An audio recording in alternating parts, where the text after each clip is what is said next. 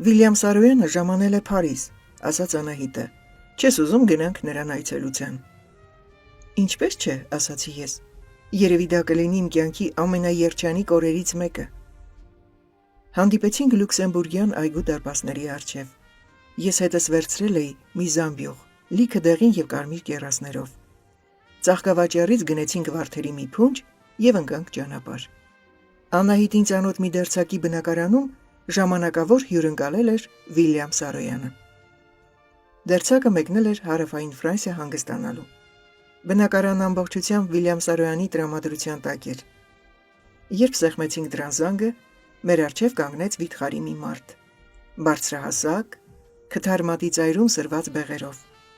Նա այնպիսի բարի դեմք ուներ և հոնքերի տակից ժպտացող աչքեր, որ մեզ համակեց գայթակղիչ ջերմությամբ։ Մարդիկ կան, իրենց շուրջը կախարդանք ստեղծելու յուրահատուկ էներգիա ունեն։ Վիլյամ Սարոյանն այդպիսին էր։ Եթե երեխա ժամանակն ինձ հանդիպեր, ես նրան կանվանեի Աստված պապի։ Բնակարանը 3 սենյականոց էր։ Դա օսմանյան ոճով կառուցված մի շենք էր, բարձր առաստաղներով և գեղեցիկ քանդակներով։ «Ներս եկեք, աղջիկներ», ասաց նա։ Ես ամաչելով զամբյուղը տեղավորեցի դռան ետնամասում, իսկ Անահիտը պարզեց նրան վարդերի փունջը։ Նա վերցրեց կեռասներով լիքը զամբյուղը, իսկ վարդերի փունջը դրեց սեղանին ասելով. «Տղամարդկանց ծաղիկներ չեն նվիրում։ Երբ տուն վերադառնաք, տարեք ձեզ հետ»։ Ես զարմացած նայեցի նրան։ Նա ինձ ասաց. «Միթե չգիտես, որ ծաղիկներ նվիրում են գեղեցիկ սեռին»։ Հետո մեզ հրավիրեց նստել և սկսեց հարցազրույցը։ «Դե, հիմա պատմեք, աղջիկներ, ձեր կյանքի, ձեր արմատների մասին»։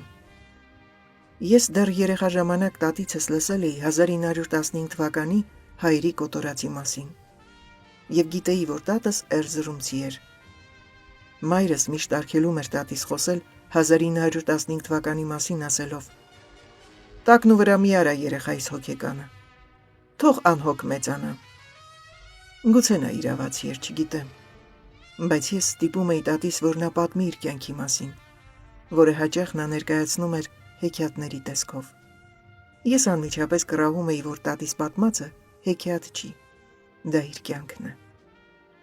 «Բալաս», ասում էր նա, «կյանքը հեքիաթ է, լավ կամ վատ վերջաբանով»։ «Անունդ ի՞նչ է», հարցրեց Վիլյամ Սարոյանը։ «Ջուլիետ», ասացի ես։ «Ինչու Ջուլիետ։ Միթե մայրդ չէր կարող հայկական անունով կոչել»։ Չգիտեմ։ Գուցե այն պատճառով, որ նա շատ էր սիրում Շեքսպիրի Ռոմեո և Ջուլիետի պատմությունը։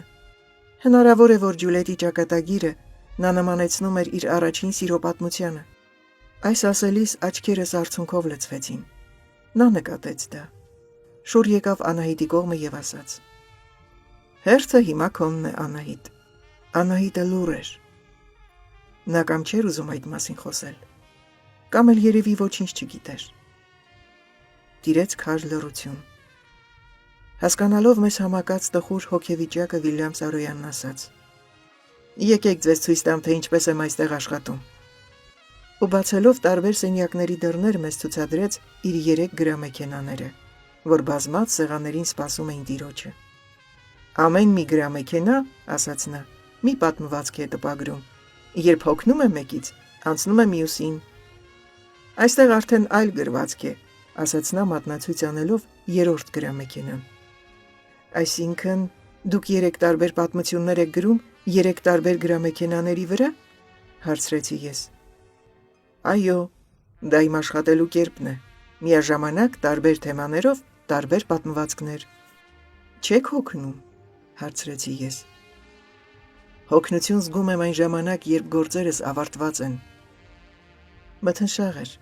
երբ Վիլյամ Սարոյանը մեզ ճանապարհեց։ «Աղջիկներ,